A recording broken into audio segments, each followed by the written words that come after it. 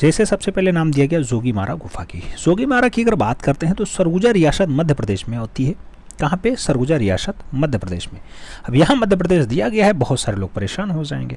पहले MP answer होता था, वर्तमान में कहाँ पे है? तो वर्तमान में ये छत्तीसगढ़ का आंसर होता है और अमरनाथ नामक स्थान पे स्थित है। तो इस टाइम जोगीमारा आपको कहाँ दिखाई देगी? छत्तीसगढ़ में दिखाई देगी। सही जवाब छत्तीसगढ़ बनेगा। ऐतिहासिक काल में भित्ति चित्रण का जो प्रारंभ होता है मित्रों, वो जोगीमारा से ही माना जाता है। ऐतिहासिक काल में यानी पुराने कालों में आपको जब भित्तीय चित्रण की बात आएगी तब आपको लगाना होगा कि सबसे पहले दीवारों पे जो चित्रण हुआ है वो जोगीमारा गुफा में हुआ है। जोगीमारा की गुफाएं किस नदी के? तो आप जानते हैं नर्मदा नदी के उद्गम स्थल पर रामगढ़ की पहाड़ियों पर स्थित है। किस पहाड़ पे? रामगढ़ की पहाड़ी पे। खूब पूछा जाता है कौन सी नदी? नर्मदा नदी। जोगीमारा की गुफा के निकट ही सीता बोगड़ा और जो है सीता लांगड़ा नाम की गुफाएं हैं, जिसे हम लोग प्रेक्षागृह के नाम से जानते हैं यानी नाट्यशाला के नाम से जानते हैं। और ये नाट्यशाला एशिया की सबसे पहली नाट्यशाला है। यही नाट्यशाला एशिया की सबसे पहली नाट्यशाला है। नाम क्या है? सीता बोगड़ा या फिर सीता लांगड़ा। आगे बात करते हैं। इस नाट्यशाला में भवभूतिकृत उत्तर रामचरितमानस का नाटक मंचन होता था।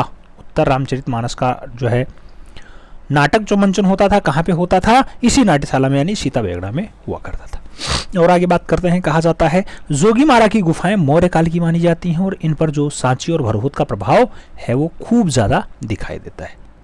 कौन से काल की हैं? मौर्य काल की हैं। कौन सी गुफाएं? जोगीमारा गुफाएं। कहाँ स्थित हैं? आप जानते हैं कहाँ पे स्थित है? छत्तीसगढ़ में स्थित है। और आगे बात करते हैं।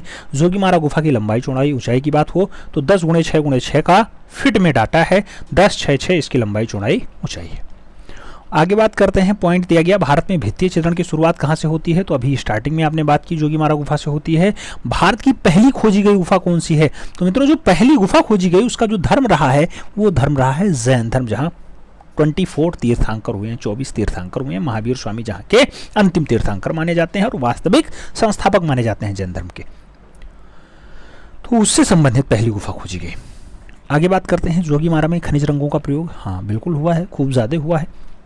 कुछ विद्वानों के अनुसार रामगढ़ की पहाड़ी पर राम के वनवास से कुछ समय व्यतीत किए गए थे। ऐसा माना जाता है कि भगवान राम जो है जोगीमारा गुफा के पास जो रामगढ़ की पहाड़ी है उस पर अपने वनवास काल के समय, जब 14 वर्ष का इन्हें वनवास होता है तो कुछ समय यहाँ पर भी व्यतीत करते हैं। रामगढ़ की पहाड़ी पर आज भी प्रमुख स्थल देखे जा सकते हैं जो इस प्रकार हैं। लक्ष्मण गुफा हो, कबीर गुफा हो, पंचपुरी गुफा हो, विशिष्ट गुफा हो, रावण द्वार हो, ये सब आपको आज की डेट में भी जोगीमारा में दिखाई दे जाएगा। बात करें आगे तो जोगीमारा गुफा के सम्मुख चेहरे जो हैं ला ऑफ फ्रंटालिटीज का अंकन हुआ है। सम्मुख चेहरे ज्यादा बढ़िया से बनाए गए हैं जोगीमारा में। बात करते हैं आगे। जोगीमारा की जो गुफा है वो प्रकृति निर्मित गुफा होती है। प्रकृति निर्मित, उसमें कुछ एक्स्ट्रा काम नहीं किया गया, प्रकृति से बनी हुई गुफा है जोगीमारा गुफा। जोगीमारा गुफा का प्राचीनतम नाम क्या होता है? तो बोंगला, और कई लोग इसे बंगला कहते हैं। तो बोंगला या फिर बांग्ला इसका पुराना नाम होता है। तो प्राचीन काल में बोंगला या फिर बांग्ला कहते थे। जोगीमारा में नीले रंग का प्रयोग बिल्कुल भी नहीं हुआ है। तो ये पूछा जाए कि नीले रंग का प्रयोग कहाँ पे नहीं हुआ है, तो जोगीमारा गुफा में नहीं हुआ है। जोगीमारा की गुफा प्राचीन काल में वरुण देवता का मंदिर था, ऐसा भी माना जाता है, हमने पढ़ाया भी है।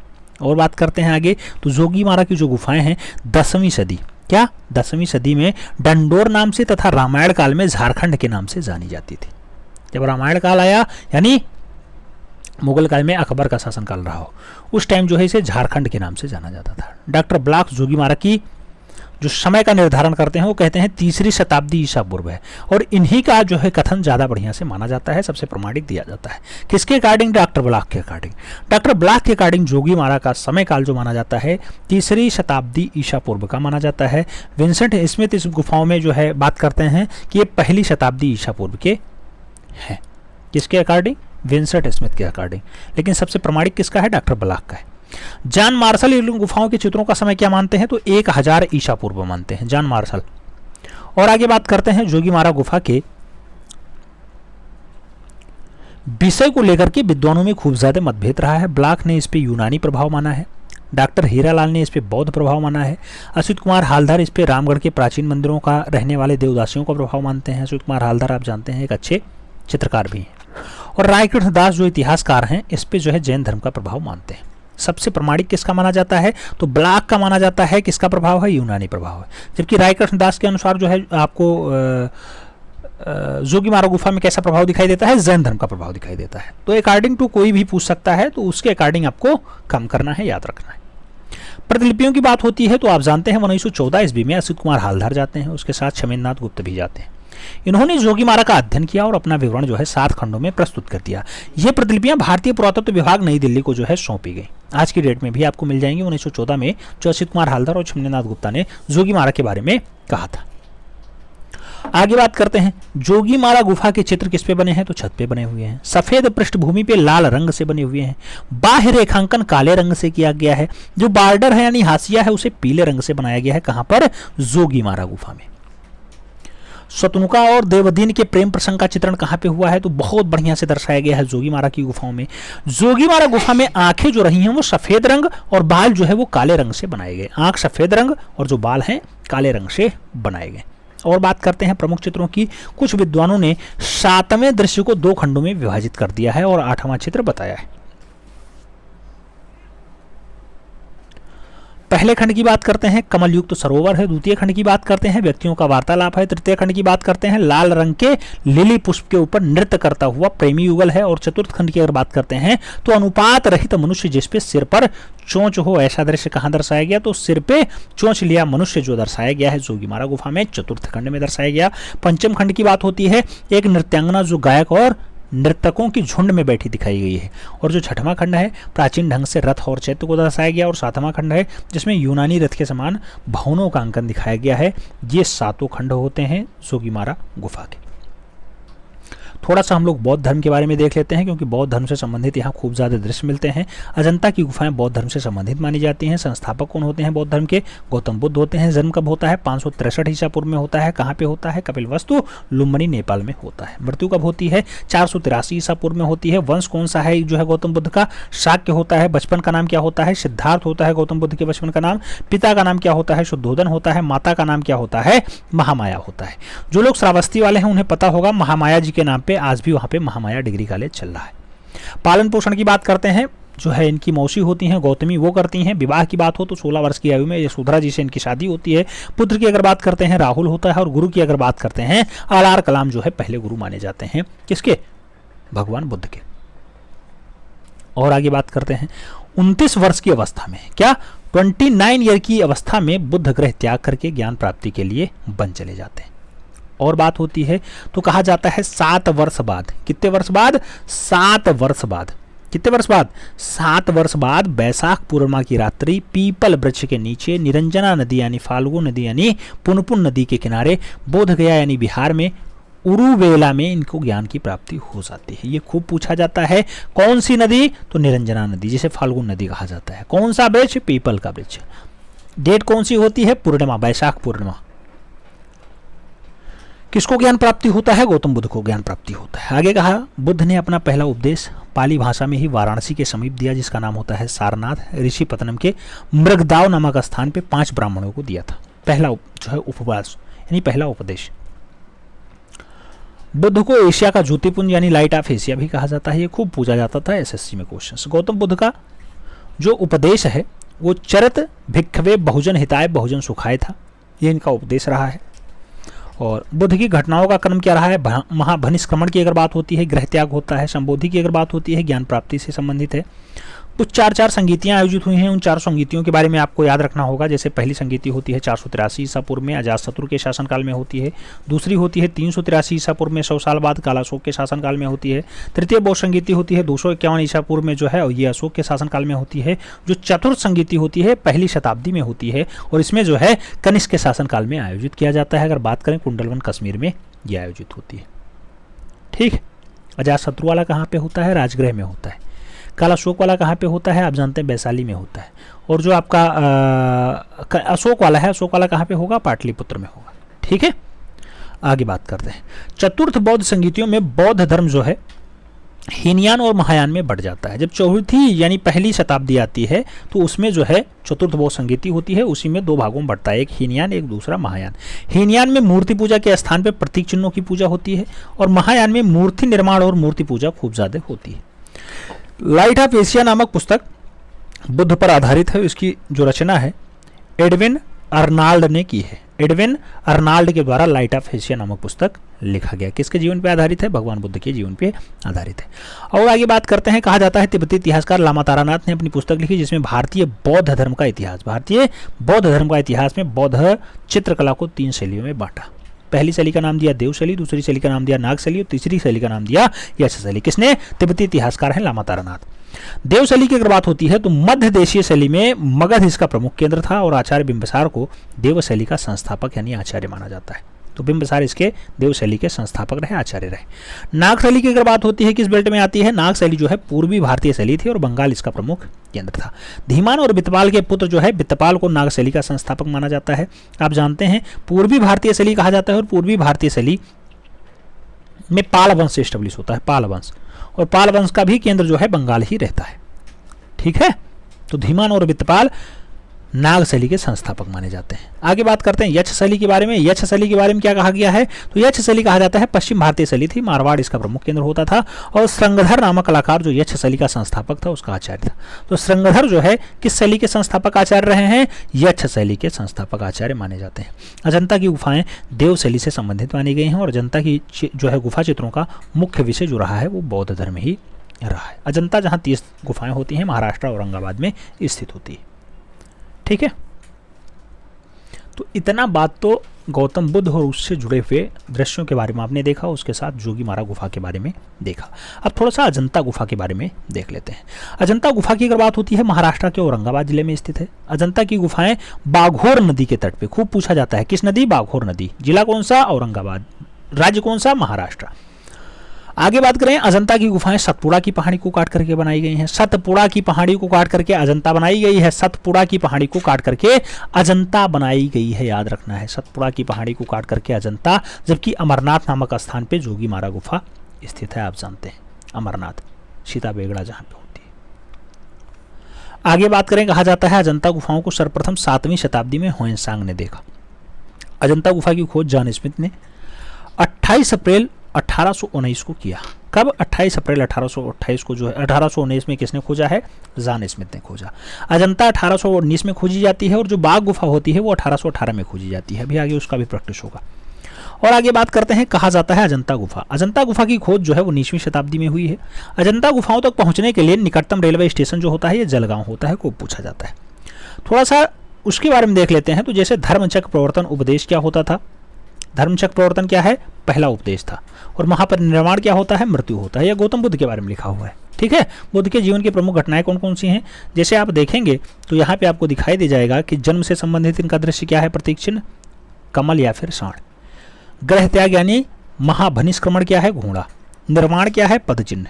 ज्ञान प्राप्ति यानी संबोधि क्या होता है? पीपल वृक्ष। और प्रथम उपदेश यानी धर्मचक्र प्रवर्तन क्या है? तो चक्र होता है। और महापरिनिर्वाण क्या होता है? स्तूप होता है। ये सब बौद्ध धर्म के बारे में बात हो रही है। बौद्ध धर्म के बारे में जो है थोड़ा सा दृश्य आ रहा है।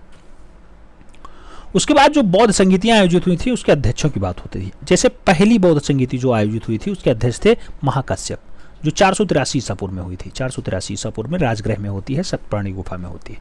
दूसरा, साब कमीर के शासनकाल में होती है। साब कमीर अध्यक्ष बनाए जाते हैं। शासक होता है काला शोक। कौन होता है?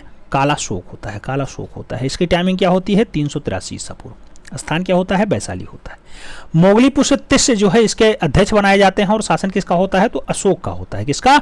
अशोक का होता है। और अशोक के शासनकाल में किस सन में? 251 ईसा पूर्व में होता है। समय क्या होता है? पाटलिपुत्र का होता है। 251 ईसा पूर्व में होता है। और जो चौथी बौद्ध संगीति आयोजित हुई थी जो पहली शताब्दी में होती है, इसके जो अध्यक्ष बनाए गए थे वासुमित्र बनाए गए थे। और जो इसका शासनकाल था वो कनिष्क का था। कनिष्क का शासनकाल था। कुंडलवन कश्मीर में जो है चौथी बौद्ध संगीति आयोजित हुई थी। और आगे बात करें, जलगांव से अजंता के बीच की दूरी क्या है? 59 किलोमीटर है। औरंगाबाद से अजंता की दूरी क्या है? 102 किलोमीटर है। आपको बात करना है औरंगाबाद से अजंता 102 किलोमीटर। अजंता से एलोरा की बीच की दूरी कितनी है? 100 किलोमीटर। कई जगह 62 मील दिखाई देता है। एलोरा भी महाराष्ट्र औरंगाबाद में है, 34 गुफाएं पाई जाती हैं। और जो है अजंता भी आपके महाराष्ट्र औरंगाबाद में है, 30 गुफाएं पाई जाती हैं। दोनों की बीच की दूरी क्या है? 100 किलोमीटर है। अजंता में कुल कितनी गुफाएं? 30 गुफाएं पाई जाती हैं। अजिष्ठा ग्राम के पास जो है अजंता गुफा का नाम जो पड़ता है वो क्या होता है? अब अजंता होता है। अजंता गुफा के भित्ति चित्रों में पहले जोगीमारा के भित्ति चित्रण का कार्य होता है। तो अजंता गुफा के भित्ति चित्र से पहले कौन सी गुफा? जोगीमारा गुफा में भित्ति यानी दीवारों पर चित्रकारी हुई है। अजंता की जो गुफाएं हैं ये घोड़े के नाल के आकार में होती हैं। सतपुड़ा की पहाड़ी अर्धचंद्रा आकार में होती है। अजंता की गुफाएं हरि श्रृंगार के वृक्षों से आच्छादित हैं। खूब पूछा जाता है अजंता की, तो हरि श्रृंगार वृक्षों से आच्छादित है। मध्य प्रदेश की गुफाएं द्वितीय शताब्दी ईसा पूर्व से लेकर के 7वीं ईस्वी के मध्य जो है बन के तैयार होती है। अजंता की गुफाएं लगभग 1100 वर्ष में बनके तैयार हुई। कितने वर्षों में? 1100 वर्षों में। 1100 वर्षों में। अजंता गुफाओं का जो गणना है पूर्व से पश्चिम की ओर किया जाता है और अजंता में कुल कितनी तो 600 गज में फैली हुई दिखाई जाती है। अजंता गुफा में काल्पनिक परिक्षेप का अंकन खूब ज़्यादा हुआ है। अजंता गुफा चित्रों का चित्रकार जो है वो बौद्ध भिक्षु ही रहे हैं। और अजंता गुफा में वर्तमान समय में कितने तो 6 गुफाओं में आज के डेट में आपको चित्र दिखाई दे जाएगा। वो 6 गुफाएं कौन से हैं? तो 1, 2, 9, 10, 16 और 17 नंबर की जो गुफाएं हैं यही 6 गुफाओं में चित्र मिलता है। अजंता में सबसे प्राचीन चित्र कौन सा है? तो 10वीं गुफा का है।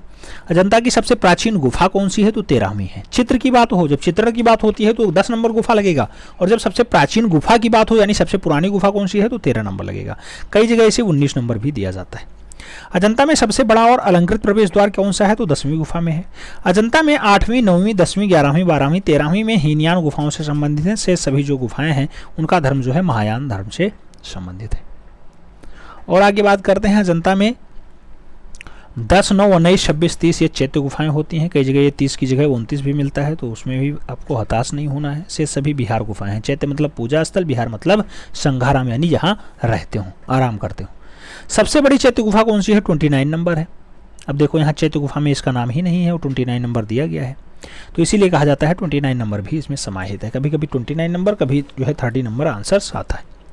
और सबसे बड़ी जो बिहार गुफा होती है मित्रों वो 4थी नंबर की गुफा होती है, 4 नंबर की। अजंता में सर्वाधिक चित्र तो 17वीं नंबर गुफा में प्राप्त होता है, इसीलिए इसे चित्रशाला या फिर राशि चक्र भी कहा जाता है। राशि चक्र भी कहा जाता है। और आगे अगर बात करते हैं अजंता के बारे में तो वाचास्पद गोरिल्ला ने अजंता गुफा के चित्रों को 3 भागों में बांटा। पहला तो अलंकारिक कहा, दूसरा जो है रूप भैदिक के बारे में इन्होंने बताया।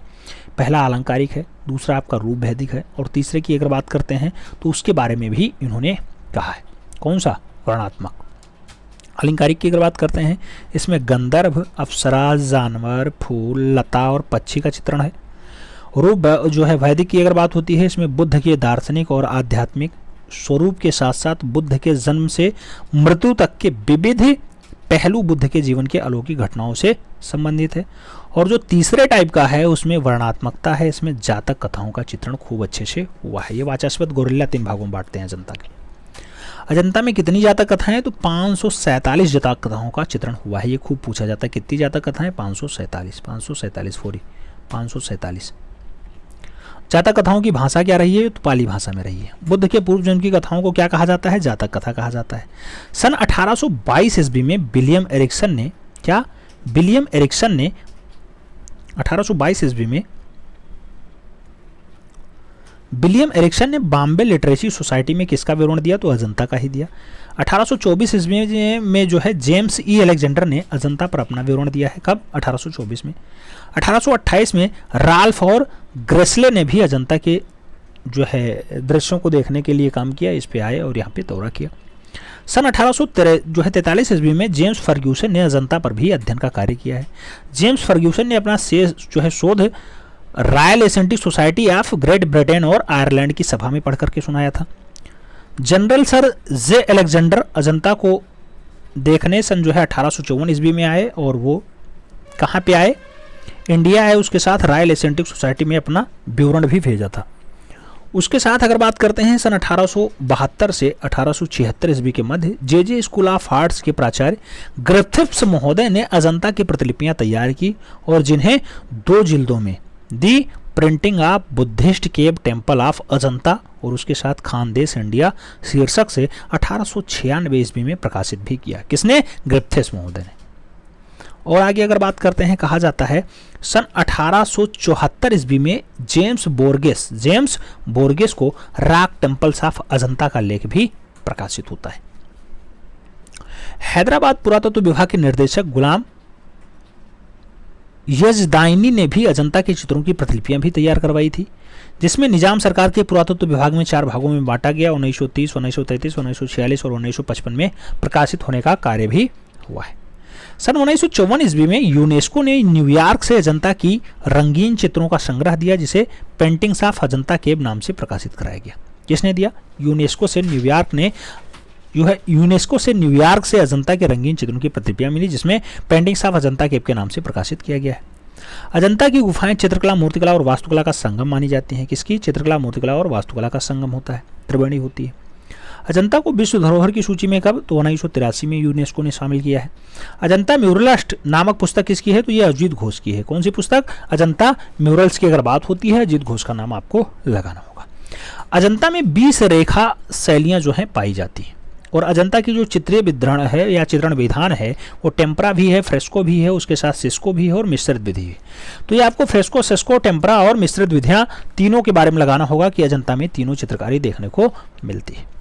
और आगे बात करते हैं। कहा जाता है चीनी यात्री युवान चांडो ने अपनी पुस्तक ट्रेवल्स इन इंडिया में अजंता की प्रशंसा भी की है, और सघन सह्याद्री पर्वतमाला में एक शाखा उन्धयाद की पहाड़ियों का लगभग 250 फीट ऊंचा अर्धचंद्राकार चित्रों को खोद करके अजंता गुफा का निर्माण भी किया है। सन 1844 ईस्वी में ईस्ट इंडिया कंपनी के निवेदन पर इंग्लैंड के सरकार ने एक कुशल चित्रकार मेजर रॉबर्ट्स गिल और 1947 ईस्वी में अजंता की अनुकृतियां बनाने हेतु इंडिया भेजवाया गया था। ये ईस्ट इंडिया कंपनी भिजवाती है।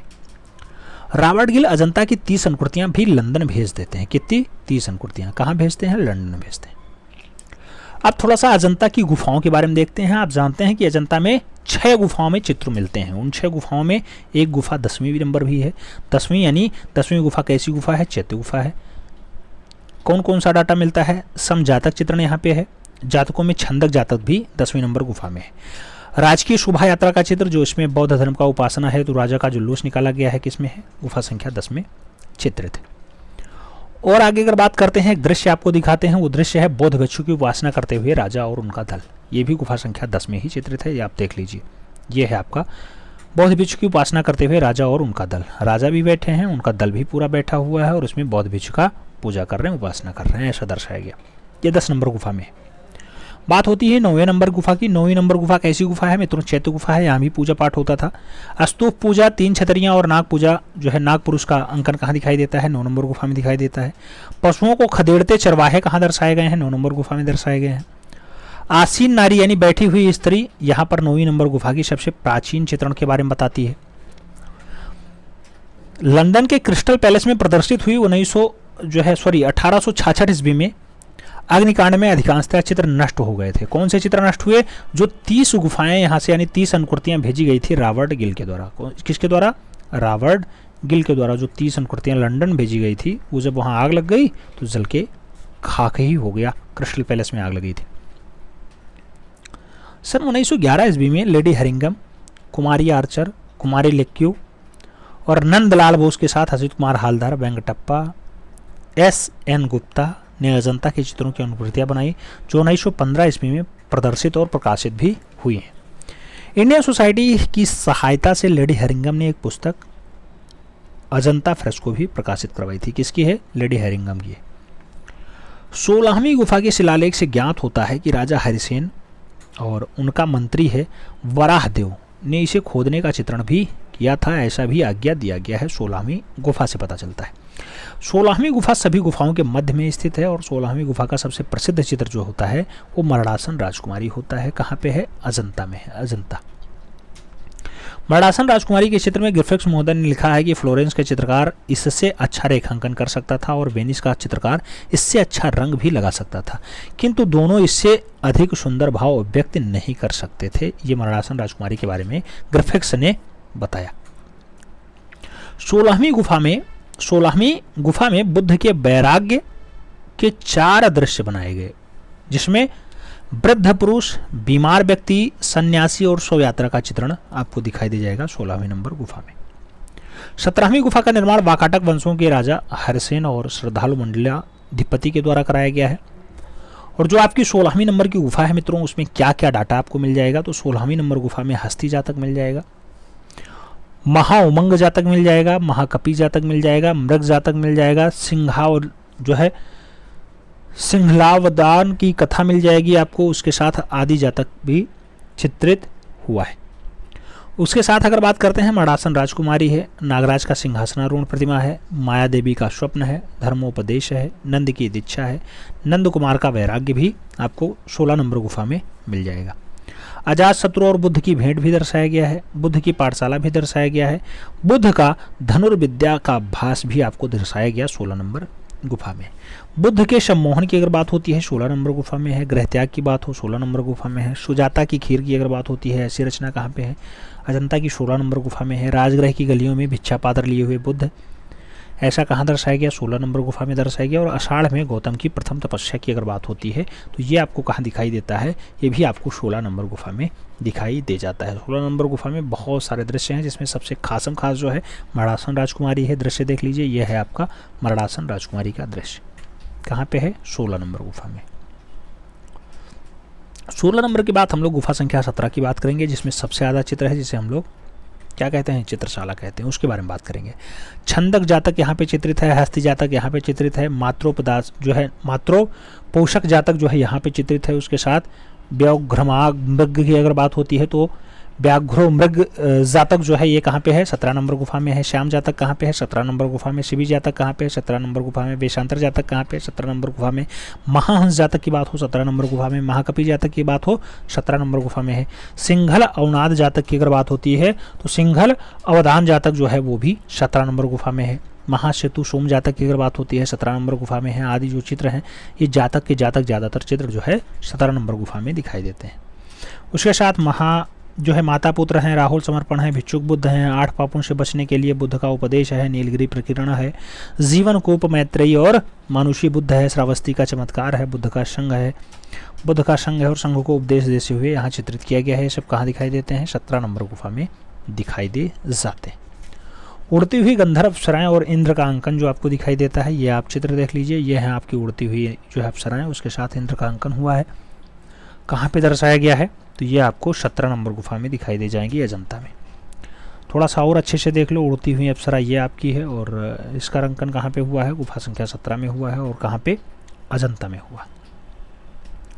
बात करते हैं नीचे, सम जेम्स फर्ग्यूसन के अनुसार अजंता की गुफा संख्या 1 और 2 सबसे बाद की है, यानी सबसे नई है। डॉक्टर वार्ड ने मुंबई में पुरातत्व वेदता थे, इन्होंने मुंबई संग्रहालय को लाभान्वित करने के लिए अजंता के चित्रों की क्षति भी पहुँचाई थी और सन 1903-4 ईस्वी के मध्य पुरातत्व विभाग ने अजंता के प्रमुख चित्रों के सामने जाली भी लगवा दी थी। इसके साथ आप देखेंगे गुफा संख्या 6, ये जो है भिक्षु की दृश्य है, आप देख सकते हैं। उसके साथ 1920 से 22 ईस्वी के मध्य इटली के भित्ति चित्र विशेषज्ञों को बुलवा करके अजंता के चित्रों की सफाई और संरक्षण का कार्य भी कराया गया। सन 1908 ईस्वी में अजंता गुफाओं में क्यूरेटर की नियुक्ति हुई। ये सन खूब पूछा जाता है, क्यूरेटर कब आते हैं, 1908 में आते हैं। 1956 ईस्वी में भारत सरकार ने पुरातत्व विभाग के अजंता गुफा चित्रों के संरक्षण का कार्यभार अपने हाथों में ले लिया था। सन 1976 ईस्वी में अभी तक के सारे शोध और लेखों के आधार पर अजंता म्यूरल्स नामक पुस्तक भी प्रकाशित हो चुकी है। अजंता के भित्ति चित्रों की जो चित्र हैं वो मिस्र की भित्ति चित्रों की समस्ता को रखते हुए दर्शाए गए। अजंता गुफा के भित्ति चित्रों में लाल तथा पीले रंग को अधिक प्रयोग किया गया है। अजंता गुफा में प्रयुक्त जो नीला रंग है इसे लेपिस लाजुली कहा जाता है, ईरान से आता है या फारस से आता है, और बदखसा जो अफगानिस्तान है वहाँ से भी आयोजित किया जाता था। अजंता के चित्रकार ने सांख्या के भस्म से पीला रंग तैयार करते थे। अजंता गुफा की भित्तीय चित्रकारी में सतह को तैयार करने के लिए धान की भूसी, गोंद और गोबर का इस्तेमाल किया जाता था। अजंता गुफा के चित्र जो है वो भित्ति निर्मित चित्र होते हैं और अजंता चित्रकला रेखा प्रधान होती है। अजंता में श्याम जातक के चित्रों को शरीर पे रंग काला करके दर्शाया गया है और अजंता गुफा में वनवासियों के शरीर का रंग भी दर्शाया गया है। बात करते हैं गुफा संख्या 2 की। आप जानते हैं जो है गुफा संख्या 2 में भी महाहंस जातक है, पूर्णवादन जातक है, विदुर पंडित जातक है, रूरू जातक है, छंदी वातक जातक है आदि का दृश्य आपको गुफा संख्या 2 में दिखाई दे जाएगा। 1000 बुद्ध की बात हो, 2 बाएं अंगूठे वाली रमणी हो, तूषित स्वर्ग हो, सुनहरे मृग का उपदेश हो, माया देवी का स्वप्न हो, बुद्ध का जन्म हो, ऐसा दृश्य जो आपको दिखाई देगा ये गुफा संख्या 2 में दिखाई दे जाएगा। और बात करते हैं तो 2 बाएं अंगूठी वाली जो रमणी है ये आपका दृश्य है, 2 बायां अंगूठा है इस रमणी के पास, ऐसा दर्शाया गया अजंता की गुफा संख्या 2 में। चालुक्य राजा पुलकेशन सेकंड, कौन? चालुक्य राजा पुलिकेशन सेकंड के दरबार में ईरानी राजदूत अजंता की पहली गुफा में चित्रित हैं। अजंता की पहली गुफा का निर्माण 7वीं शताब्दी ईसा पूर्व में माना जाता है और गुफा की दूसरी जो है ये 17वीं गुफा के नीले रंग का प्रयोग भी किया गया है। दूसरी और 17वीं में कौन सा रंग? नीला रंग। अजंता के बोधिसत्व पद्मपाणि के चित्र में जिस भव्यता और आत्मत्याग के साथ साथ जो है कल्याण की भावना प्रकट होती है, ठीक यही भावना लियोनार्डो दा विंची द्वारा निर्मित अंतिम भोज में ईसा की अनुकृतियों पर भी परिलक्षित हुआ है। किसमें? अंतिम भोज में, लास्ट सपर में। पहली गुफा की अगर बात होती है, कौन कौन सा दृश्य आपको दिखाई दे जाएगा? शिवी जातक, चांपेय जातक, बुद्ध का धर्मचक्र प्रवर्तन मुद्रा में विशाल प्रतिमा, उसके साथ मार विजय, काली राजकुमारी, बैलों की लड़ाई, पद्मपाणि औलेख्येश्वर। ये खूब पूछा जाता है, काली राजकुमारी और पद्मपाणि औलेख्येश्वर किसमें है? गुफा संख्या 1 में है। नागराज की सभा है, महाहंस जातक का वैराग्य है, नंद तथा सुंदरी का दृश्य आपको कहाँ दिखाई देता है? ये पहली गुफा में आपको अजंता के दिखाई दे जाएगा। गुफा संख्या 1 का एक दृश्य आप देख लो, बहुत अच्छा दृश्य है। बोधिसत्व पद्मपाणि को पूछा जाता है, किसमें है? गुफा संख्या 1 में है। मरणासन राजकुमारी आपको कहाँ दिखाई देता है? 16 नंबर में। गुफा संख्या 26 की बात होती है, इसमें मार विजय शिल्प मात्रा में पाया जाता है। उसके साथ महापरिनिर्वाण की बात हो तो ये भी शिल्प मुद्रा में आपको गुफा संख्या 26 में दिखाई दे जाएगा। मार विजय का दृश्य आपको दिखा दें, ये आपका मार विजय है। देख लो मित्रों, अच्छे से देखो, फिर आप आगे बढ़ते हैं। मार विजय का यह दृश्य है, गुफा संख्या 26 में है। गुफा संख्या 19 की अगर बात होती है, यह चैत्य गुफा होती है। बुद्ध का चित्र और आलेखन यहाँ पे चित्रित हुआ है गुफा संख्या 19 में। गुफा संख्या 11 के बारे में भी आप देख लो। गुफा संख्या 11 की अगर बात होती है तो हस्ती जातक, नंद की कथा, विरह व्याकुल रानी और उसके साथ बांध के किराने कुछ बालक और स्त्रियां सरोवर में स्नान कर रहे हैं, ऐसा चित्र भी है जिसमें एक राक्षस का भी अंकन किया गया है। ये सब कहाँ पे दिखाई देते हैं? ये सभी के सभी जो आपको दर्शाए गए हैं ये अजंता में दर्शाए गए हैं, अजंता की गुफा संख्या 11 में दर्शाए गए हैं। और आगे बात करते हैं क्या आता है, तो आता है शिवी जातक के अंतिम दृश्यों में अग्नि तथा इंद्र को साधु के रूप में चित्रित किया गया है। शिवी जातक में अजंता की 10वीं गुफा में सुनहरे रंग का प्रयोग हुआ है। बरक की कथा अजंता की 16वीं नंबर गुफा में चित्रित है। काली राजकुमारी गुफा संख्या 1 में, अजातशत्रु की पत्नी गुफा संख्या 2 में तथा राजभवन में रानी गुफा संख्या 16 में। और अजंता गुफा के इन चित्रों में सिंदूरी रंग भी खूब ज्यादा प्रयोग हुआ है। पूर्णक इंद्र की प्रेम कथा और अजंता की दूसरी गुफा में भी चित्रित है। और 3 छतरियों वाला शीर्षक जिसे हरिमन कहा जाता है वो भी चित्रित है। पाषाण स्तूप अजंता की 9वीं गुफा में भी बनाया गया है। और आगे अगर बात करते हैं, अजंता गुफा में भगवान बुद्ध का पीछा जो है आभा मंडल खूब बढ़िया से बनाया गया है। और अजंता गुफा में सर्वाधिक सुंदर आलेखन जो है कमल वन का भी हुआ है। कमल वन का बहुत बढ़िया अंकन यहाँ पे दिखाया गया। अजंता गुफा की 16वीं नंबर गुफा के द्वार पे 2 हाथी का उत्कीर्ण करवाया गया है। और अजंता की जो शैली रही है वो प्रकृतिवादी रही है, याद रखना है, इस पे स्टार लगा लेना है। प्रकृतिवादी शैली पे अजंता में कार्य हुआ है। अजंता शैली को पर्सी ब्राउन ने बौद्ध कला का सबसे बढ़िया नमूना दिया, इसीलिए इसका नाम जो है बौद्ध कला कह करके पुकारा था। अजंता शैली को राय कृष्ण दास ने गुप्त शैली के नाम से पुकारा है। और अजंता की 10वीं गुफा के सामने जो है सप्तकुंड का स्थान भी स्थित है। ये बात अजंता की है, अभी जो करेंगे। बाघ गुफा की अगर रिवीजन की बात होती है तो बाघ गुफा आप जानते हैं किस जनपद में है? धार जिले में है, मध्य प्रदेश में स्थित होता है। बाघ की गुफाएं किस पर्वत श्रेणी पे? तो विंध्य पर्वत श्रेणी पे है। नर्मदा नदी की सहायक नदी होती है बाघमती या फिर बाघनी, उसी के समीप स्थित है बाघ गुफाएं। बाघ की अगर बात होती है तो बाघ गुफा के पास बाघेश्वरी देवी का जो है प्राचीन एक मंदिर भी होता है, बाघेश्वरी देवी का, मध्य प्रदेश में ही। और बाघ गुफाओं को स्थानीय लोग जो है पंच पांडु के नाम से या फिर 5 पांडव की गुफा के नाम से पुकारा करते थे, बहलाया करते थे। बाघ गुफा का जो प्राचीन नाम है कलयन भी रहा है, पंच पांडु कहो या फिर कलयन भी कह सकते हो। और आगे बात करते हैं, खोज की बात होगी तो बाघ गुफा की खोज आप जानते हैं मित्रों, जैसे जो है एलोरा गुफा की अजंता गुफा की खोज 1819 में हुई थी, ऐसे बाघ गुफा की जो खोज है ये 1818 ईस्वी में डेजरफील्ड ने की थी। बाघ गुफा की खोज 19वीं सदी में हुई है। कभी कभी सदी में पूछता है तो 19वीं सदी लग जाता है, क्योंकि 1800 के ऊपर जैसे आएंगे वो 19वीं सदी काउंट हो जाता है। तो 1818 में हुई है, यानी 19वीं सदी में हुई है। और आगे बात करते हैं, अगला पॉइंट आता है कि डेजरफील्ड ने सर्वप्रथम बाघ गुफा का विवरण साहित्यिक विनिमय संघ नामक पत्रिका में छपवाया था, जो मुंबई से प्रकाशित होता है। तो बाघ गुफा का विवरण किस में छपता है? साहित्यिक विनिमय संघ की पत्रिका में छपता है। और उसी में जो है डेजरफील्ड ने अपने बारे में लिखा कि बाघ गुफा हमने देखा है, यहाँ पर धार जनपद मध्य प्रदेश में स्थित है। और आगे बात करते हैं, अगला पॉइंट आता है मित्रों, सन 1907-8 ईस्वी में, सन 1907-8 ईस्वी में सी लुइड ने बाघ गुफा को देखा और मुंबई की रॉयल एशियाटिक सोसाइटी की पत्रिका में जो है 1909 ईस्वी में निबंधित करवा दिया। तो लुइड साहब ने भी इसे जो है छपवाया है। और आगे बात करते हैं 1910 ईस्वी में असित कुमार हालदार और 1925 ईस्वी में मुकुलचंद डे ने जो है बाघ गुफाओं पे अपने लेख प्रकाशित किए। तो ये खूब पूछा जाएगा, असित कुमार हालदार 9-10 में करते हैं और मुकुलचंद डे कब करते हैं, तो 1925 में करते हैं। बाघ गुफा तक पहुंचने के लिए जो निकटतम रेलवे स्टेशन है, कभी कभी पहुंच लेता है, तो महू रेलवे स्टेशन आपको मिलेगा। ये धार जनपद वाला है, याद रखना, ठीक है। बाघ में कुल कितनी गुफाएं हैं, बहुत पूछा जाएगा। तो बाघ में टोटल जो गुफाएं हैं वो 9 गुफाएं होती हैं और सभी की सभी कैसी गुफाएं हैं, बिहार गुफाएं। बिहार मतलब संघाराम होता है, और संघाराम मतलब क्या होता है, संघाराम मतलब जहाँ पे बौद्ध भिक्षु आए आराम करें, यानी निवास स्थल हो, ठीक है। और चैत्य किसे कहा जाता है, चैत्य पूजा स्थल को कहा जाता है। और आगे बात करते हैं, कहा जाता है जो बाघ की गुफाएं हैं ये किस काल का सबसे बढ़िया उदाहरण मानी जाती हैं, तो गुप्त इरा का, यानी गुप्त काल का सबसे बढ़िया वाला नमूना है बाघ की गुफाएं। एमबी गेरडे ने बाघ गुफा पर जो समय बताया है वो 6वीं से 7वीं ईस्वी माना है, और इसका आधार दिया है जुल्लूस के चित्रों से, जिसमें केवल और केवल का अक्षर साफ साफ दिखाई देता है, बाकी अमिट। विंसेंट स्मिथ ने क्या कहा है, विंसेंट स्मिथ ने कहा कि बाघ गुफाओं का जो समय है वो 626 से 628 ईस्वी माना है। और विंसेंट स्मिथ ने जो है बाघ गुफा को अजंता की पहली और दूसरी गुफा के समकक्ष माना है, कि बाघ गुफा अजंता के समान चली है पहली नंबर और दूसरे नंबर गुफा में, क्योंकि अजंता में टोटल 30 गुफाएं होती हैं, उसमें से सभी का कार्यकाल जो है अलग अलग है, लेकिन पहली दूसरे नंबर की गुफा के साथ बाघ गुफा दिखाई देती है, विंसेंट स्मिथ जी कहते हैं। और आगे बात करते हैं, आर्मेनियन चित्रकार सर्किस कचडोलियस ने भी बाघ गुफा के चित्रों की अनुकृतियां बनाई थी। बाघ गुफा जो है महायान बौद्ध धर्म से संबंधित मानी जाती है। किससे, महायान बौद्ध धर्म। आप जानते हैं महायान हीनयान 2 टाइप के बौद्ध धर्म होते हैं, उसमें से महायान पे निर्धारित है बाघ गुफा।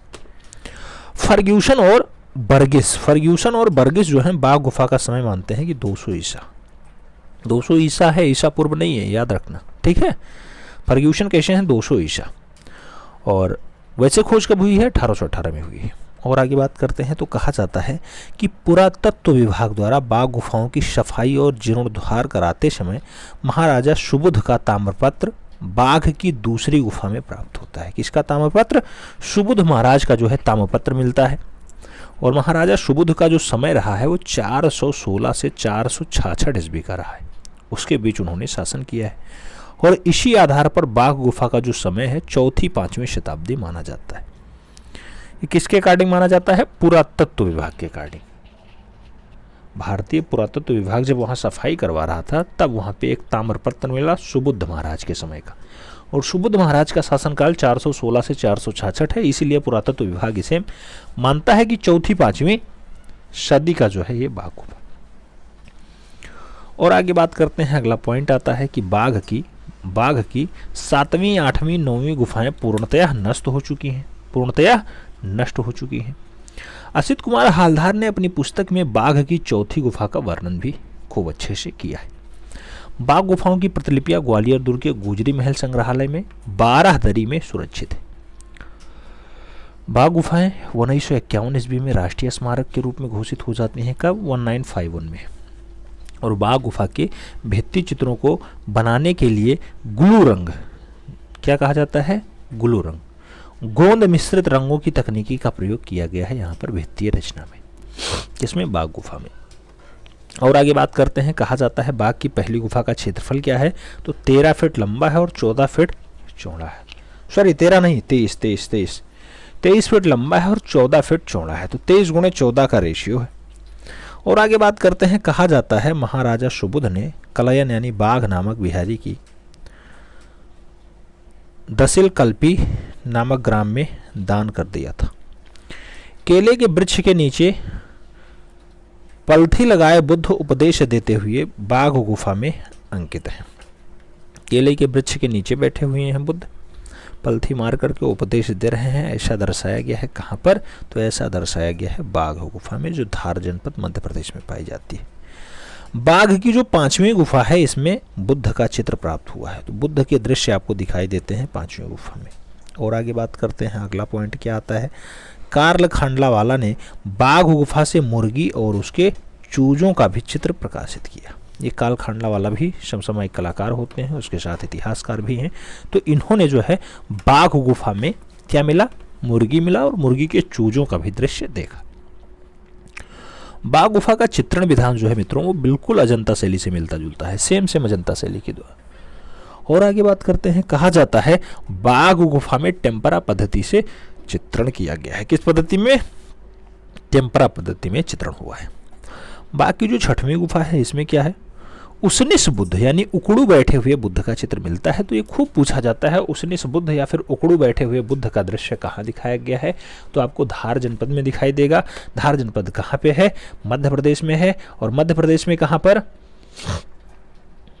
बाघ गुफा में, बाघ गुफा में।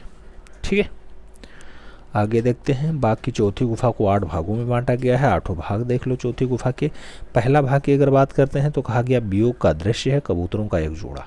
दूसरे में क्या है, मंत्रणा का दृश्य है जिसमें 4 भद्र पुरुष नीले पीले आसन पर सुख आसीन मुद्रा में विराजमान है। तीसरा दृश्य क्या है, देव पुरुषों का आकाश में विचरण है जिसमें 6 व्यक्तियों का समूह होता है। और आगे बात करते हैं, जो है चौथा दृश्य क्या है, 5 गायिकाओं के चित्र जिसमें से बीच वाली स्त्री हाथ में वीणा जैसा वाद्य यंत्र लिए हुए है, ऐसा बताया जा रहा है। और आगे अगर हम लोग बात करते हैं, अगला पॉइंट आता है। अगले पॉइंट की अगर बात करें तो बाघ की चौथी गुफा में और क्या दिखाया गया है, ये आप एक दृश्य दीजिएगा जिसमें 6 औरतें हैं, दिखाई दे रही हैं 6 औरतें। यही 6 औरतें नृत्यांगनाएं और वागनाएं, तो वादिका लिए हुए हैं, नृत्यांगनाएं हैं, चित्रित हैं, बाघ गुफा में चित्रित हैं। इन्हें आप देखने का प्रयास करें तो समझ में आए कुछ। 5वां दृश्य क्या होता है मित्रों, 5वां दृश्य जो बताया गया नृत्यांगना और वादिकाओं का दृश्य है। इसमें 2 समूह होते हैं। पहले 7 नृत्यांगनाएं एक 8वें नर्तक को घेर करके नृत्य में मग्न है, ऐसा दर्शाया गया। और जो दूसरा चित्र है इसमें 6 नृत्यांगनाएं एक 7वें नर्तक को घेर करके नृत्य में मग्न बताई जाती है। ये बाघ की 4 नंबर गुफा में है। 4 नंबर गुफा की 5वें दृश्य में है, क्योंकि उसमें टोटल 8 दृश्य मिलता है जिसमें से 5वें दृश्य में ऐसा बताया गया है। और आगे बढ़ते हैं, और आगे अगर बढ़ते हैं तो बाघ की यही जो गुफा है, गुफा संख्या 4, इसमें जो 6वां दृश्य मिलता है, 6वां दृश्य क्या है, पुरुषाकृति को घेरे 6 स्त्रियां गायिका मंडल में जो है रचित हैं, ऐसा ये 4 नंबर नहीं 5 नंबर में दिखाया गया। गुफा की 5 नंबर गुफा की 4थे क्रम में 5वें क्रम में दिखाया गया। ठीक है, चौथी गुफा के जो 8 भाग थे उसमें से 5वें क्रम में दिखाया गया। 6वां क्रम क्या आता है, राजा के जुलूस का चित्र है। इसमें जो है 17 घोड़सवारों का दृश्य अंकन है। जो 7वां दृश्य होता है मित्रों, इसमें हाथियों का जुलूस दृश्यित है, जिसमें जो है 6 हाथी और 3 घोड़सवार बताए जाते हैं। 7वां दृश्य में 6 हाथी हैं, 3 घोड़सवार हैं, ऐसा दृश्य बताया जा रहा है। जो आपका 8वां दृश्य है, 8वां दृश्य, इसमें 3 घोड़े 4 हाथी अंकित हैं जो अपने गंतव्य पर पहुंचकर आराम कर रहे हैं। 8वां दृश्य है जिसमें 3 घोड़ा और 4 हाथी अंकित है। और आगे अगर बात करते हैं तो बाघ की समाप्ति होगी, अगली गुफा का नाम आएगा, बादामी गुफा नाम होगा। आप जानते हैं बादामी कहाँ पे आती है, कर्नाटका वाला बेल्ट होती है, वहां पर बादामी गुफा स्थित है। आइए स्टार्ट करते हैं बादामी गुफा के बारे में। बादामी की गुफाएं कर्नाटक राज्य के बागरकोट जिले के आईहोल नामक स्थान पर पाई जाती हैं। ये खूब पूछा जाता है, आईहोल और कर्नाटका, तो याद रखना बादामी कर्नाटका आईहोल में। बादामी का पुराना नाम क्या होता है, वातापी या फिर वात्यातपुरम होता है। बादामी की गुफाएं बीजापुर में पहाड़ी पर स्थित होती हैं। बादामी गुफा की खोज जो है 1924 ईस्वी में स्टेला कैम्ब्रिज ने किया था। बाघ की आप जानते हैं 1818 में हुआ है, डेजरफील्ड ने खोजा था। बादामी की गुफाएं चालुक्य काल से संबंधित है। ये पूछा जाएगा कौन से राजा का शासनकाल, तो चालुक्य काल रहा है। बादामी में कुल कितनी गुफाएं, तो 4 गुफाएं होती हैं, जिसमें 3 ब्राह्मण धर्म से हैं और 1 जो है आपका जैन धर्म है। तो 3:1 का अनुपात चलता है, ब्राह्मण 3 है और जो है जैन 1 है। और आगे बात करते हैं, अगला पॉइंट आता है, स्टेला कैम्ब्रिज ने बादामी गुफा के चित्रों को शिव विवाह से संबंधित माना है। स्टेला कैम्ब्रिज के अकॉर्डिंग जे.एम. अहिवासी ने बादामी गुफा की प्रतिलिपियां सर्वप्रथम बनवाई, यानी सबसे पहले जे.एम. अहिवासी ने बादामी गुफा की प्रतिलिपियों को तैयार किया है। मंगलेश जो है वैष्णव धर्म का अनुयायी था, याद रखना है। 1938 ईस्वी में कार्ल खांडलावाला ने इंडियन स्कल्पचर एंड पेंटिंग नामक पुस्तक में बादामी के रंगीन चित्रों की बम्बई से प्रदर्शनी करवाई। इंडियन स्कल्पचर पुस्तक किसकी है? अर्नेस्ट विनफील्ड हैब्ले की है या कार्ल खांडलावाला की है? कार्ल खांडलावाला की है इंडियन स्कल्पचर एंड पेंटिंग। तो इसमें बादामी के रंगीन चित्रों को छपवाने का काम यानी प्रदर्शित लगवाने का काम किसका रहा? कार्ल खांडलावाला का रहा। कब रहा? 1938 में रहा। 1938 में रहा। और आगे बात करते हैं, कहा जाता है ब्राह्मण धर्म से संबंधित प्राचीन भित्ति चित्र बादामी की गुफा से ही प्राप्त होती है और बादामी गुफा की शैली जो है अजंता शैली जैसी दिखाई देती है। बादामी की गुफा चित्रकारी वास्तु और उसके साथ शिल्पी सज्जा की दृष्टि से सर्वश्रेष्ठ मानी जाती है। बादामी की चौथी गुफा के मुख मंडप, किसमें? चौथी गुफा के मुख मंडप में विष्णु को प्रतिमा स्थापित की गई है और इसके पूजा पाठ हेतु अंजीसवाड़ा नामक ग्राम में जागीर भी प्रदान की गई है। चौथी गुफा में मंडप पे अंजीसवाड़ा नामक ग्राम के पास जो है जागीर मिली है, ऐसा भी दृश्य आपको देखने को मिल जाता है। बादामी का एक बहुत अच्छा दृश्य है जिसमें एक तो नाम आता है विरहणी रमणी का और दूसरा नाम आता है दासियों का समूह का। हम आपको दासियों का समूह दृश्य दिखाते हैं, ये देख लीजिए। ये आपका दृश्य है दासियों का समूह का। किसमें प्राप्त हुआ है? बादामी गुफा में प्राप्त हुआ है। कहाँ पर है? कर्नाटका में, कर्नाटक में यानी दक्षिण भारत में। ठीक है, खोज तो आप जानते ही हैं 1934 में होती है। खोज कब होती है? 1924 में होती है, स्टेला कैम्ब्रिज ने खोजा है। आगे बात करते हैं चारों गुफाओं में से क्या क्या मिलता है। जैसे गुफा संख्या 1 की बात होती है तो ये शैव धर्म से है। गुफा संख्या 2 और 3 वैष्णव धर्म से है। गुफा संख्या 4 जो है ये जैन धर्म से। ये चारों गुफाओं की बात हो गई। अब आपको एक दृश्य दिखाते हैं बादामी का बिरहणी रमणी। खूब पूछा जाता है बिरहणी रमणी का दृश्य कहाँ से मिला है, तो बिरहणी रमणी का जो दृश्य आपको दिखाई देता है मित्रों, वो भी आपको यहीं से दिखाई देता है, बादामी बिरहणी रमणी। और आगे बात करते हैं प्रथम दृश्य क्या होता है? शिव विवाह पे आधारित होता है। एक जो है राजमहल का कच्छ का दृश्य है 2 नंबर में, 3 नंबर में विद्याधरी और विद्याधरी का है और उसके साथ चौथे में राजा दाम्पत्य का चित्र बनाया गया है। आगे बात करें, कहा जाता है भारतनाट्यम मुद्रा में शिव का चित्र कहाँ पे है, तो ये बादामी में ही चित्रित है। इंद्र की सभा में वैजंता का चित्रण बादामी गुफा में ही हुआ है। तो ये आपसे याद रखना है कि इंद्र की सभा में वैजंता कहाँ दर्शाई गई, तो ये आपको बादामी गुफा याद होना चाहिए, कर्नाटक राज्य याद होना चाहिए। नटराज रूप में शिव जो है बादामी की पहली गुफा में चित्रित पाए जाते हैं। और आगे अगर बात करते हैं, कहा जाता है कि आदिनाथ जैन तीर्थंकर बादामी की चौथी गुफा में चित्रित किए गए हैं। तो ये भी आपको याद रखना होगा, आदिनाथ जैन तीर्थंकर कहाँ पे हैं? बादामी गुफा की चौथी गुफा में चित्रित है। चालुक्यों की राजधानी क्या रही है मित्रों? तो चालुक्यों की जो राजधानी रही है वो बादामी ही रही है। चालुक्य नरेश मंगलेश ने बादामी गुफा का निर्माण खूब बढ़िया से करवाया था। ये पूछा जाएगा बादामी गुफा का निर्माण किसने करवाया, तो मंगलेश ने करवाया। मंगलेश किस वंश का शासक रहा है? चालुक्य का रहा है। तो इतना डाटा जो है पर्याप्त होता है बादामी गुफा के लिए। और आगे अगर बढ़ते हैं, सिगरिया गुफा आती है। आप जानते हैं सिगरिया गुफा भी आपके पड़ोसी देश में है। पड़ोसी देश कौन सा होता है? श्रीलंका होता है।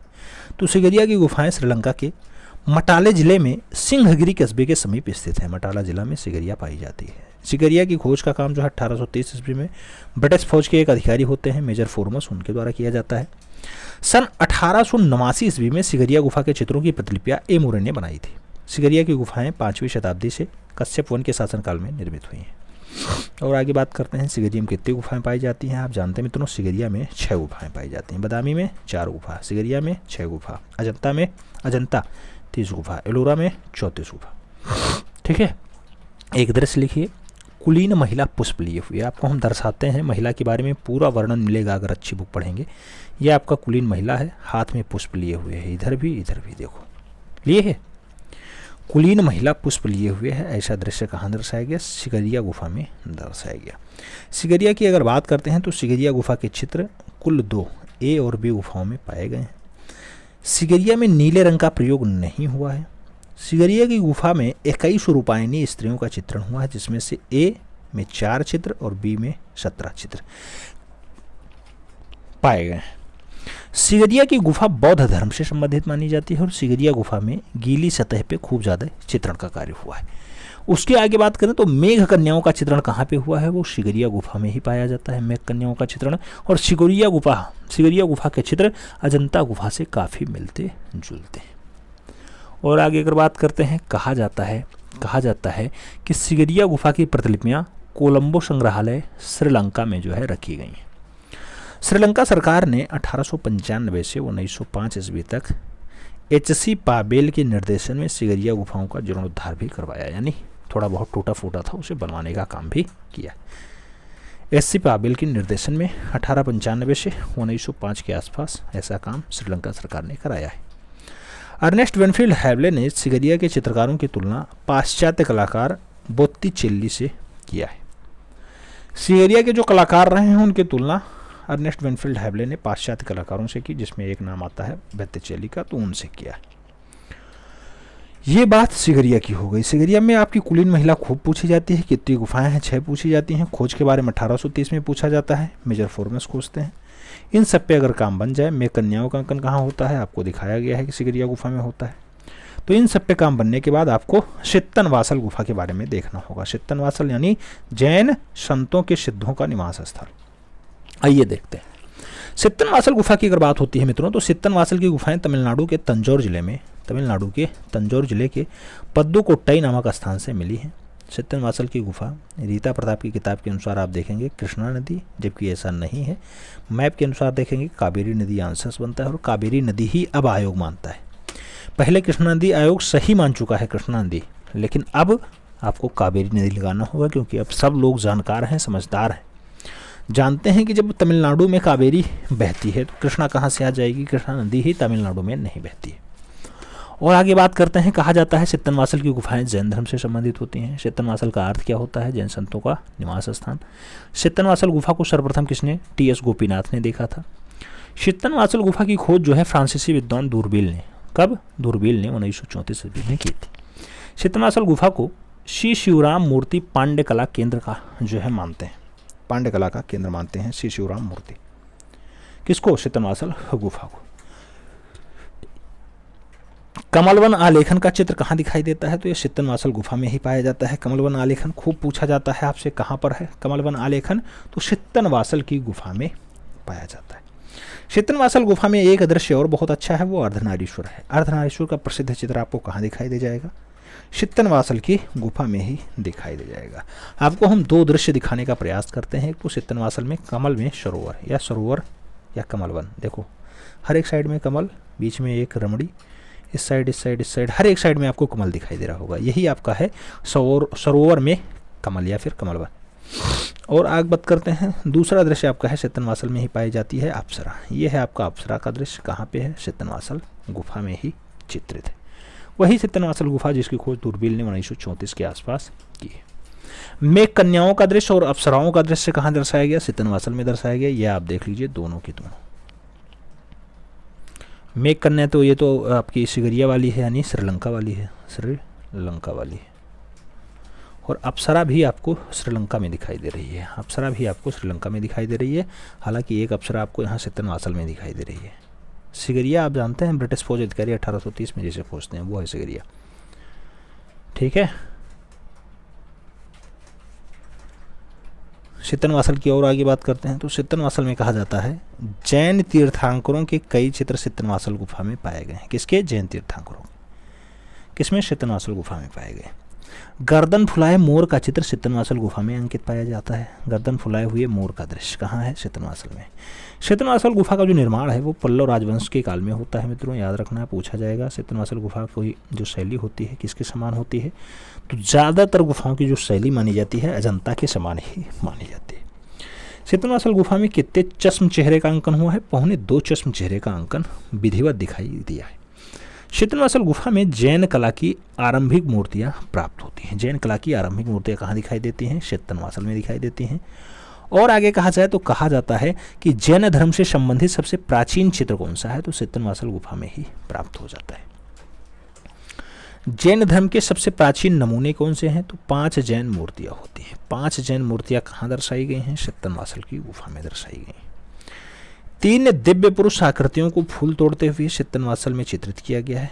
ये खूब पूछा जाता है। दिव्य पुरुष का आकृति कहाँ दर्शाया गया? सित्तनवासल गुफा में दर्शाया गया है। सित्तनवासल की गुफा जिन्हें अरिवल कोल कहा जाता है, ये आपको याद रखना होगा। अरिवल कोल किसका उपनाम है? तो अरिवल कोल उपनाम है चित्तनवासल गुफा का, वही जिसे जैन सिद्धों का निवास स्थान कहा जाता है, तमिलनाडु प्रांत में होती है। और जो है कौन सी नदी के किनारे होती है? कृष्णा मत लगाना, कावेरी आंसर्स लगाना, याद रखना। तो ये बात आपकी चित्तनवासल की हो गई। उसके बाद थोड़ा सा दृश्य हम लोग एलिफेंटा गुफा के बारे में देखेंगे, फिर एलोरा के बारे में बात कर लेते हैं। एलिफेंटा गुफा, एलिफेंटा की गुफाएं महाराष्ट्र के रायगढ़ जिले के अंतर्गत एलिफेंटा के द्वीप में स्थित होती हैं। एलिफेंटा का प्राचीन नाम धारापुरी होता है। एलिफेंटा शैव धर्म से संबंधित गुफा है। एलिफेंटा की गुफाएं समुद्र से चारों तरफ घिरी हुई हैं। खूब पूछा जाएगा समुद्र से, चट्टानों से, तो समुद्र आंसर लगाना होता है। और आगे अगर बात करते हैं, कहा जाता है एलिफेंटा में कुल कितनी, तो 7 गुफाएं पाई जाती हैं। कितनी? 7 गुफाएं पाई जाती हैं। एलिफेंटा का नाम एलिफेंटा पुर्तगालियों के द्वारा रखा गया है, पूछा जाता है। गेटवे ऑफ इंडिया से एलिफेंटा की दूरी, तो एलिफेंटा की गुफाएं 10 या 12 किलोमीटर दूरी पर स्थित है। ठीक है, गेटवे ऑफ इंडिया महाराष्ट्र में है वहाँ से, और गेटवे ऑफ इंडिया महाराष्ट्र में है। और इंडिया गेट कहाँ पे है? तो आप जानते हैं इंडिया गेट दिल्ली में होता है। 5वीं से 8वीं सदी के मध्य राष्ट्रकूटों ने सामंत सलाहकारों के द्वारा एलिफेंटा गुफाओं का निर्माण करवाया था। और एलिफेंटा की गुफाएं त्रिमूर्ति के लिए खूब ज़्यादा प्रसिद्ध है। त्रिमूर्ति की माप क्या होती है? 23 फीट हाइट होती है और जो है 18 फीट इसकी चौड़ाई होती है। त्रिमूर्ति किसमें बनी हुई है? ग्रेनाइट के पत्थरों में त्रिमूर्ति को बनाया गया है। एलिफेंटा गुफाओं को यूनेस्को ने अपने शरण में कब लिया? तो 1987 ईस्वी में विश्व धरोहर स्थल की सूची में शामिल कर लिया है एलिफेंटा गुफा को। एलिफेंटा गुफा का आकार कैसा होता है मित्रों? तो क्रॉस के समान होता है ऐसे, जिसकी माप 129 × 130 का होता है। एलिफेंटा गुफा में एक भी भित्ति चित्र नहीं मिलते हैं, यानी दीवारों पे चित्रण आपको नहीं दिखाई देगा। एलिफेंटा से प्राप्त हाथी की मूर्ति, क्या हाथी की मूर्ति वर्तमान में कहाँ पर है? तो वीर माता जीजाबाई भोसले उद्यान मुंबई में आपको हाथी की मूर्ति मिल जाएगी, जो एलिफेंटा से प्राप्त हुई है। और आगे बात करते हैं, कहा जाता है शिव और पार्वती विवाह। क्या?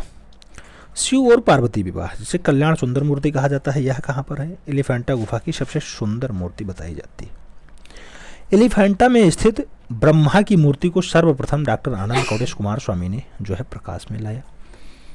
और आगे बात करते हैं, कहा जाता है एलिफेंटा की एक मूर्ति विमुख स्त्री का आकृति है, जो गंगा, यमुना, सरस्वती की त्रिवेणी का संकेत करता है।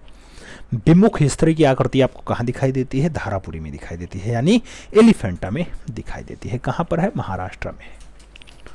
बात करते हैं एलिफेंटा के त्रिमूर्ति के बारे में, थोड़ा सा देख लो मित्रों। त्रिमूर्ति कौन कौन सी मूर्ति मिलती है? एक तो त्रिमूर्ति मिलती है, दूसरा शिव तांडव की मूर्ति मिलती है, तीसरा शिव द्वारा अंधक राक्षस का श्रृंगार दिखाया गया है, चौथा शिव और पार्वती विवाह दर्शाया गया, पांचवा शिव गांधार या शिव गंगाधर के रूप में है, छठवां रावण कैलाश पर्वत उखाड़ते हुए ऐसा दर्शाया गया, सातवां महेश मूर्ति है, आठवां योगी राज शिव की मूर्ति है। और उसके आगे अगर बात करते हैं, शिव का अर्धनारीश्वर रूप कहाँ मिलता है?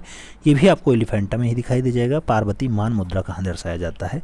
ये भी आपको कहाँ दर्शाया गया है? चित्तनवासल गुफा में, नहीं एलिफेंटा गुफा में दर्शाया गया है। ठीक है, तो इसे याद रखना। त्रिमूर्ति दिखा दिया जाए, ये आपका दृश्य है, देखो त्रिमूर्ति। त्रिमूर्ति कहाँ मिली? ये आपकी त्रिमूर्ति एलिफेंटा में मिली। ग्रेनाइट पत्थर से बनी हुई है, 17.10 फीट हाइट है।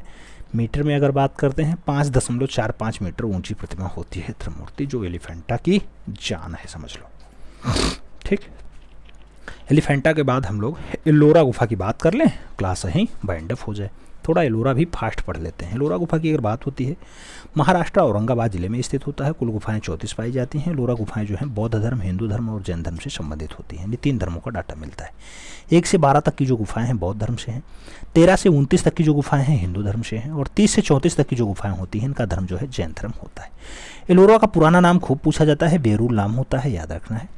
कैलाशनाथ मंदिर एलोरा का प्रसिद्ध मंदिर होता है और इसका निर्माण जो है राष्ट्रकूट नरेश करवाते हैं, नाम होता है कृष्ण प्रथम। तो एलोरा कैलाश की जान है, उसको कृष्ण प्रथम बनवाते हैं। किस वंश के शासक हैं? राष्ट्रकूट के। कैलाशनाथ मंदिर एलोरा की 16वीं नंबर गुफा में स्थित होती है, खूब पूछा जाता है। एलोरा की प्रसिद्धि का कारण क्या होता है मित्रों? तो कैलाशनाथ मंदिर ही है, जिसका आकार 280, 160 और 106 फीट में है। 280 इसका जो है हाइट होता है। लंबाई, चौड़ाई और ऊंचाई की बात होती है यहाँ पे, लंबाई, चौड़ाई, ऊंचाई। ठीक है। एलोरा की 32वीं गुफा का नाम क्या होता है? इंद्र सभा होता है, खूब पूछा जाता है। एलोरा की 16वीं गुफा कौन सी है? कैलाशनाथ मंदिर के नाम से जानी जाती है। एलोरा की गुफा संख्या 6 में क्या है, तो गुफा संख्या 6 में सरस्वती की मूर्ति पाई गई है, माता सरस्वती की मूर्ति भी मिली। एलोरा का गुफा संख्या 29 में कौन सा मिलता है, द्वारपाल और द्वारपालिकाओं का चित्रण जो है एलोरा की 29 नंबर गुफा में किया गया है। 29 नंबर है, यानी हिंदू धर्म से संबंधित है, ब्राह्मण धर्म से संबंधित है। दशावतार मंदिर का निर्माण कहाँ पे हुआ है, दंतिदुर्ग के द्वारा करवाया गया है। दंतिदुर्ग शिकंड ने जो है दशावतार मंदिर का निर्माण करवाया। एलोरा की गुफाओं का नामकरण, जैसे 11वीं गुफा को 2 ताल कहा जाता है, 12वीं गुफा को 3 थाल कहा जाता है, पहले ताल है फिर थाल है, और 14वीं गुफा को रावण की खाई कहा जाता है। नाम याद रखना, रावण की खाई 14वीं गुफा है, 12वीं गुफा 3 थाल है, और जो है 11वीं गुफा 3 ताल है। ठीक है, कहाँ पाई जाती है, एलोरा, जहाँ 34 गुफाएं होती हैं, महाराष्ट्र औरंगाबाद में स्थित है। और आगे अगर बात करते हैं तो थोड़ा सा और बढ़िया से देख लो। थोड़ा सा बढ़िया देखने का मतलब यही है कि 15वीं गुफा, मित्रों 15वीं गुफा दशावतार मंदिर के नाम से जानी जाती है। 16वीं गुफा कैलाशनाथ मंदिर के नाम से जानी जाती है। 21वीं गुफा जो है रामेश्वरम मंदिर के नाम से जानी जाती है। और 29वीं गुफा घुमेड़लेण, तो घुमेड़लेण के नाम से 29वीं गुफा आपकी जानी जाती है। एलोरा की गुफा संख्या 33 को हम लोग जगन्नाथ सभा के नाम से जानते हैं, जगन्नाथ सभा के नाम से जानते हैं। एलोरा की गुफा 30 को जो है छोटा कैलाश के नाम से पुकारा जाता है। एलोरा में पार्श्वनाथ और महावीर की मूर्तियां भी पाई गई हैं। कहाँ पर, एलोरा में पार्श्वनाथ और महावीर स्वामी की मूर्तियां पाई गई, दोनों के दोनों जैन तीर्थंकर हैं। एलोरा गुफा में बाहुबली गोमतेश्वर की मूर्ति भी आपको मिलती है और ये ज्यादा लोकप्रिय है। एक देवी बाएं हाथ में मयूर लिए हुए एलोरा में अंकित की गई हैं। ये कहाँ पर आपको मिल जाएंगी, एलोरा महाराष्ट्र औरंगाबाद में मिल जाएंगी। एलोरा का प्राचीन नाम एल्लापुर अंचल था, एल्लापुर अंचल था, याद रखना। एलोरा के कैलाशनाथ मंदिर के मध्य में क्या होता है मित्रों, तो सबसे मध्य में जो बीचों बीच में है वहां पर शिवलिंग स्थापित है। खूब पूछा जाता है, शिवलिंग है, गणेश प्रतिमा है, विष्णु प्रतिमा है, या फिर गजानन की मूर्ति है, तो वहाँ पे शिवलिंग आंसर्स लगाना होता है। एलोरा की 29वीं गुफा में पार्वती की मूर्ति उत्कीर्ण पाई गई है, जो नवशास्त्रीय शैली में उत्कीर्ण बताई जाती है, नवशास्त्रीय शैली में। कैलाशनाथ मंदिर का आपको दृश्य दिखा दें, ये आपका है कैलाशनाथ मंदिर, भैया एलोरा की जान है कैलाशनाथ मंदिर। आप जानते हैं कैलाशनाथ मंदिर 756 ईस्वी के आसपास का डाटा माना जाता है और 773 के ईस्वी कंप्लीट हो जाता है। यह है आपका कैलाशनाथ मंदिर। आगे बात करते हैं, कहा जाता है एलोरा, एलोरा की 16वीं गुफा में रावण द्वारा कैलाश पर्वत को हिलाते हुए ऐसा मूर्ति भी उत्कीर्ण किया गया है। जब रावण भगवान शिव की मूर्ति को हिला रहा था, शिव की मूर्ति के साथ कैलाश पर्वत को हिलाने का प्रयास कर रहा था, उसका भी दृश्य मिल रहा है। एलोरा को कैलाशनाथ मंदिर भारत का शैलकृतीय स्थापत्य का आश्चर्य माना जाता है। एलोरा का कैलाशनाथ मंदिर जो है भारत की शैलाकृति का स्थापत्य कला का आश्चर्य माना जाता है। एलोरा में कितनी, तो 34 गुफा मंदिरों का निर्माण हुआ है, जिसमें से 12 दक्षिणमुखी बौद्ध धर्म से हैं और जो है 17 हिंदू धर्म की तथा 5 जो है उत्तरमुखी जैन धर्म से संबंधित है। अगर बहुत डीप में पूछेगा तब ये डाटा आएगा। 12 दक्षिणमुखी बौद्ध धर्म, 17 हिंदू धर्म और 5 जो है उत्तरमुखी जैन धर्म से संबंधित होता है। आगे बात करते हैं, गजेंद्र मोक्ष एलोरा की 15वीं गुफा में पाया जाता है। ये पूछा जाएगा, गजेंद्र मोक्ष कहाँ मिला है, एलोरा में मिला है। एलोरा की कौन सी गुफा मिला, 15वीं गुफा मिला। एलोरा की 16वीं गुफा में क्या मिला है, ध्वज स्तंभ पाया जाता है, ध्वज स्तंभ। 16वीं में ही आपको कैलाशनाथ मंदिर भी दिखाई देता है। एलोरा की 21वीं गुफा में केवल शिव व शक्ति के विभिन्न रूपों की मूर्तियाँ मिली हैं। 21 नंबर गुफा में शिव और शक्ति के साथ जो है बहुत सारी मूर्तियाँ मिली हैं। एलोरा की 29वीं गुफा में शैव, वैष्णव और शाक्य संप्रदायों की देवी और देवताओं की मूर्तियां भी आपको दिखाई दी जाती हैं। राष्ट्रकूट वंश का संस्थापक दंतिदुर्ग था, जिसकी राजधानी मान्यखेट होती है, मान्यखेट होती है।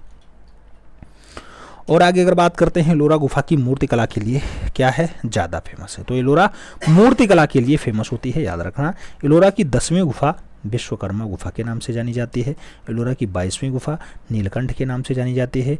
एलोरा की 25वीं गुफा जनवासा के नाम से जानी जाती है, खूब पूछी जाती है। 16वीं गुफा की मूर्तियां कौन कौन सी हैं, याद रखना है। एलोरा की जान है, इसी में रावणा नुग्रह मिला है, रावणा नुग्रह मिला है, विपुरांतक मिला है, अंधिकार भैरव मिला है, नरसिंह और हिरण्याकश्यप का दृश्य दिखाया गया, शिव पार्वती का विवाह दर्शाया गया 16 नंबर में, भैरव प्रतिमा का मार्कंडेय का उद्धार दिखाया गया, शिव की अष्टभुजी तांडव प्रतिमा दिखाई गई और जो है इंद्र इंद्राणी की मूर्ति भी 16 नंबर में एलोरा में आपको देखने को मिल जाती है। उम्मीद है आज की ये